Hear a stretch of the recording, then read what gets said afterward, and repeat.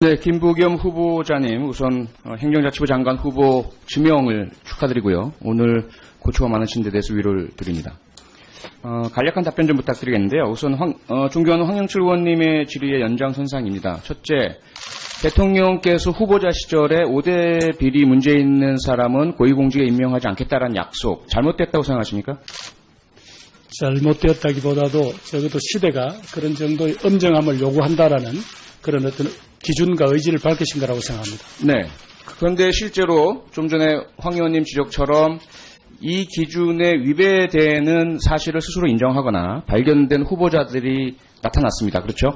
예, 저도 역시 그런 흠이 있습니다. 네. 그래서 이 부분에 대해서 조금 전 후보자님 말씀처럼, 전례 없이 그 민정수석이나 또는 홍보수석이나 대변인이 아니라 대통령 비서실장이 공식적으로 사과를 했죠.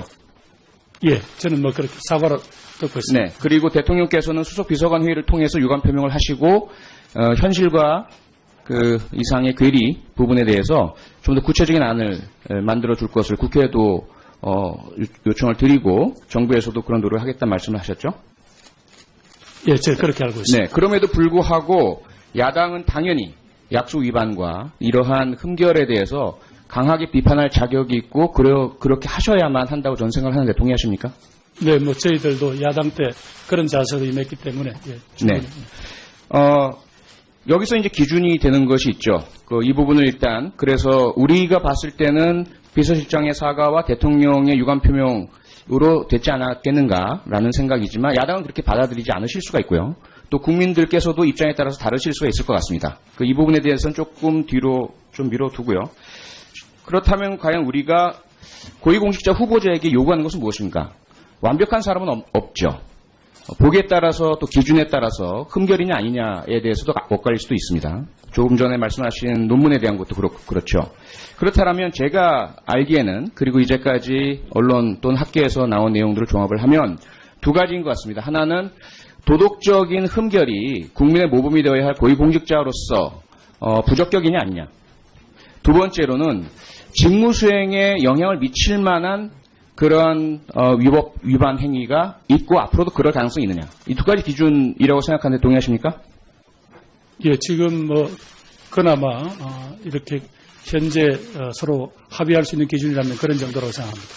네, 그래서 이 부분에 대해서 아마 저희들이 고민이 깊은 것 같습니다. 야당에서 생각하시고 판단하시는 정도, 그 흠결의 정도와 여당에서 판단하는 흠결의 정도, 그리고 과거의 사례와의 비교, 이런 부분들이 상당히 복잡하게 얽혀 있는 것 같은데요.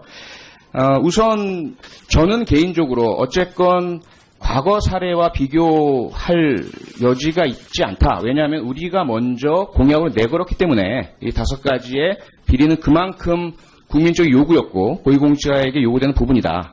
그리고 대통령께서도 그만한 자신감이 있으시니까 후보 시절에 약속을 하셨겠죠. 그렇죠? 예. 근데 문제는 지금 전직 대통령 탄핵으로 인해서 급하게 치러진 대선, 급하게 인수위도 없이 만들어지는 정부에서 검증의 시간도 충분치 않았고, 그리고 검증에서 발견되었거나 본인이 고지를 했음에도 불구하고 적합성, 능력, 그리고 개혁에 대한 의지, 이런 부분에 있어서 대체 불가능하다라고 여겨지는 후보자들, 이에 대해서 대통령께서 이제 야당과 국회에 협조를 요청하시는 이런 상황이죠. 예, 그렇게 알고 있습니다. 네. 그래서 여기에 대해서 아마 저는 개인적으로 야당에서 하시는 모든 그 반대와 비판과 또는 국회에서의 어떤 행동들에 대해서 모두 다 이해합니다. 이해하고 저희가 야당 때 제 경험에 비춰봤을 때는 이철성 경찰청장 후보자의 음주사고 문제라든지 또는 김재수 농림축산식품부 장관 후보자의 자신의 직무 관련된 그러한 그 비리 의혹이라든지 이런 부분에 대해서 야당으로서 저희들이 반대도 하고 총무보고서 채택을 거부하기도 하고 나중에 해임 건의안에 대한 의결을 하기도 했습니다. 하지만 그 모든 것이 국회의 법과 절차 내였고요. 국회 선진화법 내에서 이루어진 것이었습니다. 그래서 아마도 야당도 그러한 그 부분들을 존중해 주시리라 믿고요. 특히 국민들께서는 현재 급박한 그 국내적인 상황과 외교와 경제 문제 해결을 위한 정부 출범을 바라고 계시기 때문에 아마 조금 전에 우리 존경하는 황영철 의원님의 말씀처럼 후보자께서도 그 후보자로서 그리고 만약에 임명이 되신다면 임명된 장관으로서 그 야당의 충분한 반대의 정당성을 깊이 이해하시고 협조를 위한 노력들을 해주시기를 좀 부탁드리겠습니다. 예, 그렇게 하겠습니다. 네. 그다음에 이제 시간이 얼마 없는데요. 이 추경 관련해서 공공 일자리 문제입니다. 이 역시 상당히 이해가 엇갈리고 있는데 그동안 학계의 그리고 전 세계적인 동향을 좀 비교를 해보자면 우선 우리 대한민국 현재 공공 일자리의 수준이 8%에 불과합니다. 전체 일자리 중에서요. 그런데 OECD 평균은 20%대고요. 가장 높은 덴마크 같은 경우는 34% 정도입니다. 이 이유는 우선 시장과 민간은 고용 절벽에 이미 도달했다. 시장에서는 비용 절감을 위해서 그리고 기계화, 정보화, 자동화 등을 통해서 고용 없이 성장을 이뤄내는 그러한 기조로 들어가 버렸습니다, 이미. 근데 정부가 아무리 압박을 한다 해도 압박도 필요하지 않고 정당하지 않고 해서는 안 되는 것이긴 하지만 민간이 감내할 수 있는 고용 창출의 효과는 미미할 수밖에 없습니다. 그러다 보니까 전 세계 선진국들이 공공 고용을 늘리는 것이고요.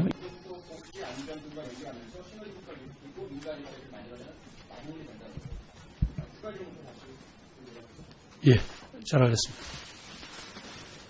수고하셨습니다. 다음은 자유한국당의 도 있습니다. 조금 전에 말씀하신 논문에 대한 것도 그렇죠.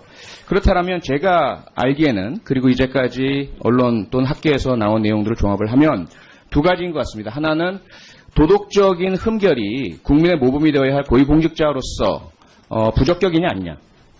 두 번째로는 직무 수행에 영향을 미칠 만한 그런 위반 행위가 있고 앞으로도 그럴 가능성이 있느냐. 이 두 가지 기준이라고 생각하는데 동의하십니까? 예, 지금 그나마 이렇게 현재 서로 합의할 수 있는 기준이라면 그런 정도라고 생각합니다. 네, 그래서 이 부분에 대해서 아마 저희들이 고민이 깊은 것 같습니다. 그 야당에서 생각하시고 판단하시는 정도, 그 흠결의 정도와 여당에서 판단하는 흠결의 정도, 그리고 과거의 사례와의 비교 이런 부분들이 상당히 복잡하게 얽혀 있는 것 같은데요. 우선 저는 개인적으로 어쨌건 과거 사례와 비교할 여지가 있지 않다. 왜냐하면 우리가 먼저 공약을 내걸었기 때문에 비서관 회의를 통해서 유감 표명을 하시고 현실과 그 이상의 괴리 부분에 대해서 좀 더 구체적인 안을 만들어 줄 것을 국회에도 요청을 드리고 정부에서도 그런 노력을 하겠다는 말씀을 하셨죠? 예, 제가 그렇게 알고 있습니다. 네, 그럼에도 불구하고 야당은 당연히 약속 위반과 이러한 흠결에 대해서 강하게 비판할 자격이 있고 그렇게 하셔야만 한다고 저는 생각을 하는데 동의하십니까? 네, 저희들도 야당 때 그런 자세로 임했기 때문에 예, 충분히. 네. 여기서 이제 기준이 되는 것이 있죠. 이 부분을 일단 그래서 우리가 봤을 때는 비서실장의 사과와 대통령의 유감 표명으로 됐지 않았겠는가라는 생각이지만 야당은 그렇게 받아들이지 않으실 수가 있고요. 또 국민들께서도 입장에 따라서 다르실 수가 있을 것 같습니다. 이 부분에 대해서는 조금 뒤로 좀 미뤄두고요. 그렇다면 과연 우리가 고위공직자 후보자에게 요구하는 것은 무엇입니까? 완벽한 사람은 없죠. 보기에 따라서 또 기준에 따라서 흠결이냐 아니냐에 대해서도 엇갈리기 때문에 이 5가지의 비리는 그만큼 국민적인 요구였고 고위공직자에게 요구되는 부분이다. 그리고 대통령께서도 그만한 자신감이 있으시니까 후보 시절에 약속을 하셨겠죠. 그렇죠? 예. 근데 문제는 지금 전직 대통령 탄핵으로 인해서 급하게 치러진 대선, 급하게 인수위도 없이 만들어지는 정부에서 검증의 시간도 충분치 않았고 그리고 검증에서 발견되었거나 본인이 고지를 했음에도 불구하고 적합성, 능력 그리고 개혁에 대한 의지 이런 부분에 있어서 대체 불가능하다라고 여겨지는 후보자들 이에 대해서 대통령께서 이제 야당과 국회에 협조를 요청하시는 이런 상황이죠. 예, 그렇게 알고 있습니다. 네. 그래서 여기에 대해서 아마 저는 개인적으로 야당에서 하시는 모든 그 반대와 비판과 또는 국회에서의 어떤 행동들에 대해서 모두 다 이해합니다. 이해하고 저희가 야당 때 제 경험에 비춰봤을 때는 이철성 경찰청장 후보자의 음주사고 문제라든지 또는 김부겸 후보자님 우선 행정자치부 장관 후보 지명을 축하드리고요. 오늘 고초가 많으신 데 대해서 위로를 드립니다. 간략한 답변 좀 부탁드리겠는데요. 우선 존경하는 황영철 의원님의 질의의 연장선상입니다. 첫째, 대통령께서 후보자 시절에 5대 비리 문제 있는 사람은 고위공직에 임명하지 않겠다라는 약속 잘못됐다고 생각하십니까? 잘못되었다기보다도 적어도 시대가 그런 정도의 엄정함을 요구한다라는 그런 어떤 기준과 의지를 밝히신 거라고 생각합니다. 네. 그런데 실제로 좀 전에 황 의원님 지적처럼 이 기준에 위배되는 사실을 스스로 인정하거나 발견된 후보자들이 나타났습니다. 그렇죠? 예, 저도 역시 그런 흠이 있습니다. 네. 그래서 이 부분에 대해서 조금 전 후보자님 말씀처럼 전례 없이 그 민정수석이나 또는 홍보수석이나 대변인이 아니라 대통령 비서실장이 공식적으로 사과를 했죠. 예, 저는 그렇게 사과를 듣고 있습니다. 네. 그리고 대통령께서는 농림축산식품부 장관 후보자의 자신의 직무 관련된 그러한 그 비리 의혹이라든지 이런 부분에 대해서 야당으로서 저희들이 반대도 하고 총무보고서 채택을 거부하기도 하고 나중에 해임 건의안에 대한 의결을 하기도 했습니다.